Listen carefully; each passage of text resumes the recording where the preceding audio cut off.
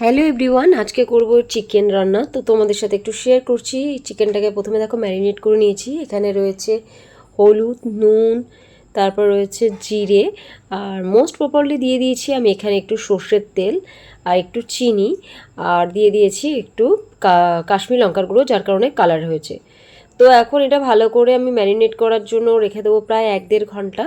তারপর আজকে এটা প্রেশার কুকারেই রান্না করব। তো দেখো এখন প্রেশার কুকারে দিয়ে দিচ্ছি 1-1.5 ঘন্টা পর। যতক্ষণ ম্যারিনেট করা যায় মাংস তত বেশি খেতে আর কি ভালো লাগে। আর এখানে দিয়ে দিয়েছি দেখো কাঁচা লঙ্কা, পেঁপে, আলু, আর এখানে সব দিয়ে পরিমাণ মতন জল দিয়ে এটাকে এখন একটু সিটি দিয়ে নেব।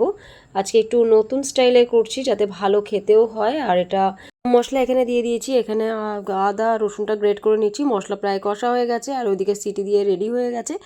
এখন দিয়ে দেবো এটা কড়াইতে, পরে জলটা দিয়ে দেবো। তো দেখো এখন জল দিয়ে রেডি হয়ে গেল। তো রেসিপিটা কেমন লাগলো অবশ্যই ভালো লাগে লাইক কমেন্ট শেয়ার করো।